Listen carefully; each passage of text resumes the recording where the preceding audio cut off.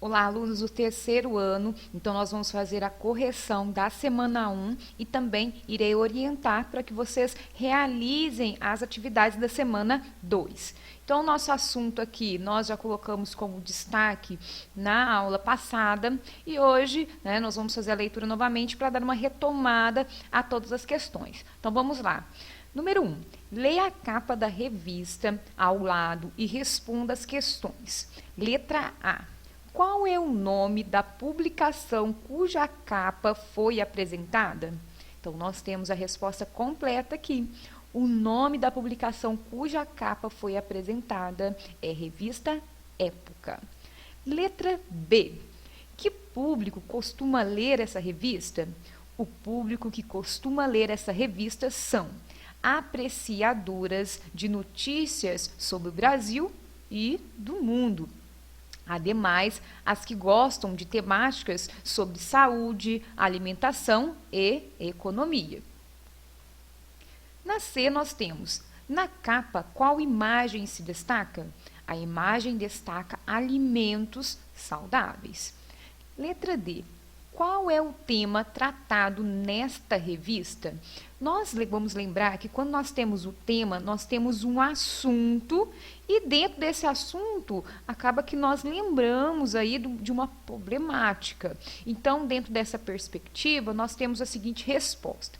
O tema tratado nesta revista é a importância de uma alimentação saudável. Nós vamos lembrar que as pessoas, muitas das vezes, elas não têm essa alimentação saudável. Então, a revista está querendo destacar essa ideia, quer dizer, está querendo chamar essas pessoas para que essas pessoas mudem aí seus hábitos alimentares.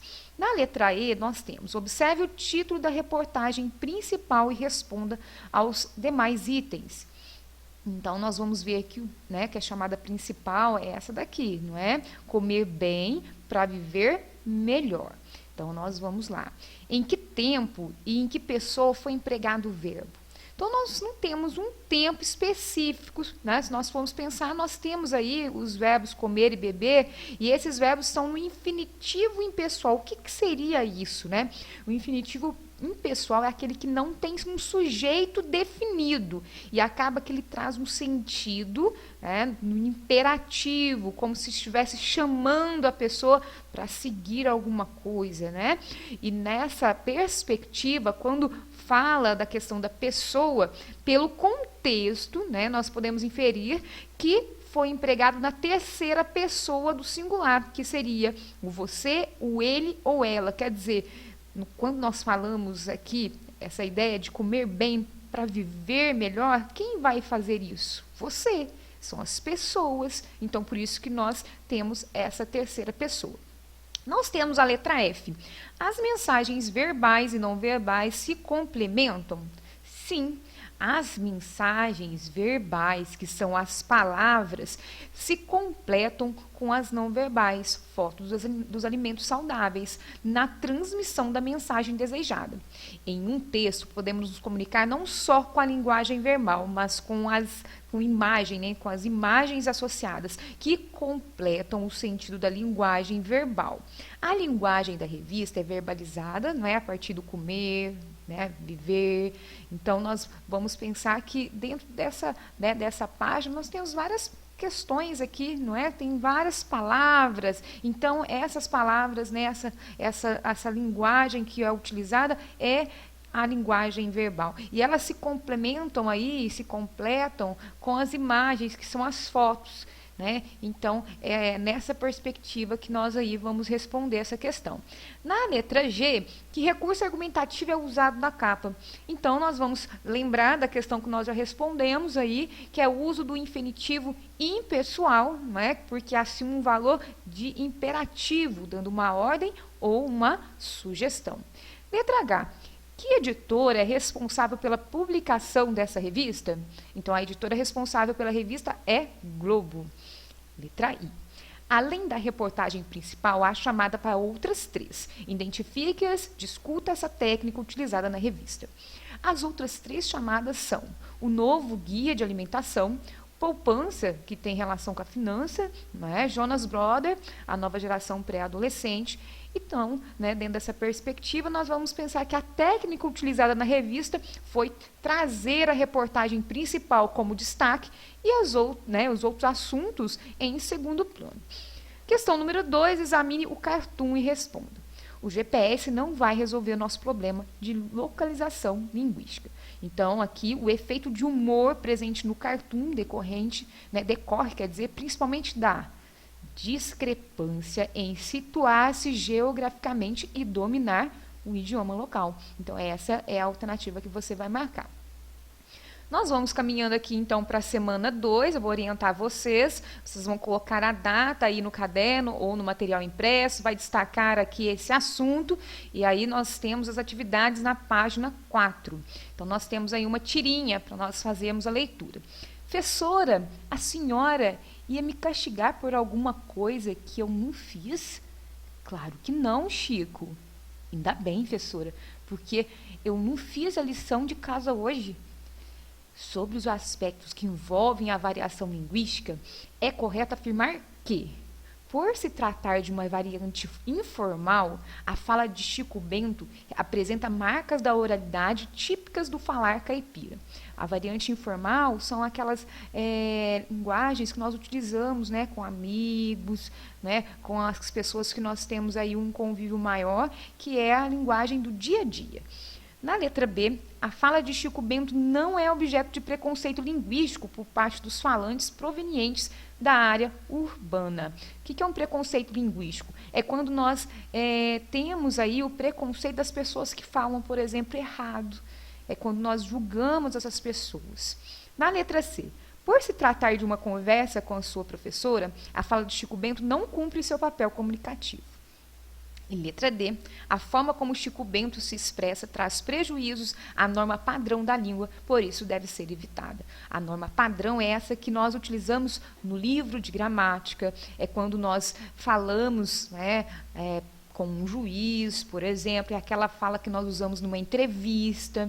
Então, pense bem qual é a resposta aqui na questão número 1. Número 2, leia novamente a tirinha da atividade 1 e responda. Como você caracterizaria o personagem Chico Bento do ponto de vista econômico? Será que ele é pobre, é rico? O que você acha? E como o caracterizaria do ponto de vista regional geográfico? No caso, onde ele mora? Você vai pensar. E do ponto de vista social, quais são as pessoas que ele convive aí? Qual o ambiente que ele está situado? Letra D. Por que você pôde responder as questões anteriores? E quem se embasou para isso? Será que seria aí da sua convivência com outras pessoas? Ou seria porque você já estudou isso lá no primeiro ano? Vai pensando. Existe, então, alguma correlação entre identidade cultural e variação linguística? Quer dizer, será que tem alguma coisa a ver com a questão do meio a qual a pessoa vive em relação à questão dessa variante, quer dizer, desse modo que ele fala? Letra F. Agora pense estritamente na linguagem utilizada pelo personagem. Você poderia somente por meio dela responder as questões 1, 2 e 3? Explique. E G. E essa maneira de conversar é típico da zona urbana ou rural? Como chegou a essa conclusão? E por fim, H. É tranquilo para as pessoas aceitarem a fala típica da zona urbana? Fácil também aí para você responder, tá? E aí nós caminhamos aí para a questão número 3, que é a questão que eu acho mais pertinente, que é para você criar um texto, né? Que é um pequeno texto, mas pense bem, você está no terceiro ano, você vai fazer um texto com a estrutura de um texto dissertativo argumentativo, que no caso é cobrado aí no Enem. Então, nós temos aqui umas perguntas que nos guiam aí para chegarmos aí a essa construção. Então, vamos lá. Existe uma variedade melhor do que a outra? Como devemos tratar as variedades linguísticas? Enquanto formas diferentes de realização da língua ou como correto e não correto? A minha sugestão é que você faça aí um tema. Então, você pode colocar aí a questão do preconceito linguístico. Então, você pode discutir essa ideia dentro da questão, né, dentro da questão atual. Então, você vai relacionar, não é, o preconceito linguístico na sociedade contemporânea. E isso, né, logicamente, no Brasil. Eu vou aqui explicar para vocês também como que você pode fazer esse texto, tá? A estrutura desse texto. Aqui você está vendo como que você deve fazer o planejamento da sua redação. Então, no primeiro parágrafo, você tem que contextualizar a ideia. Então, você tem que trazer essa questão do preconceito linguístico para a sua apresentação, né, nessa questão, nessa ideia geral. E nessa perspectiva, você pode utilizar, por exemplo, alguma coisa histórica, algum fato que aconteceu recentemente. E depois, você vai se perguntar aí, por que as pessoas têm aí o preconceito linguístico? Será que essas pessoas são muito individualistas? Ou porque, por exemplo, historicamente se tem essa ideia? Então você vai se perguntar, por que nós estamos falando desses assuntos? Você vai escolher duas respostas. E aí essas duas respostas nós chamamos de causas e também chamamos de tese, e você vai colocar isso na sua introdução. No segundo parágrafo, você vai falar da causa 1, ok? Você vai desenvolver a partir de argumentos, são questões que você aí vai procurar na internet, ou questões que você vai lembrar das aulas aí de língua portuguesa, ou de história, ou de outra disciplina. A mesma coisa você vai fazer no terceiro parágrafo, e você vai aí colocar argumentos da causa 2. E no quarto parágrafo, você vai, então, fazer uma intervenção, quer dizer, você vai resolver as causas que você colocou aí em relação ao preconceito linguístico, não é? Será que a escola pode fazer alguma coisa, o governo? Será como que nós podemos resolver essa questão? Para finalizar a nossa videoaula, eu quero também dar uma dica. Eu quero que vocês assim acessem aí o aplicativo Conexão Escola. Vocês vão observar que nesse aplicativo vocês têm aí vários vídeos, tá, de todas as disciplinas aqui, né, inclusive de linguagens. E aí o programa Se Liga na Educação está aqui gravado. Você já acessou?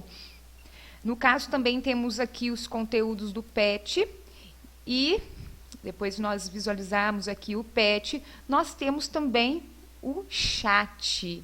O chat é aquela ideia de estar interagindo com o seu professor. Que tal você marcar com o seu professor, seja qual disciplina for, né, um dia para você entrar nesse chat? Seria um momento muito interessante. E aí é só você clicar aqui e você já vai estar aí, né, participando, né, no horário de aula, com essa ideia, né, de interação. Então, assim, nós vamos finalizando essa videoaula. Agradeço a sua atenção, uma boa semana e um grande abraço.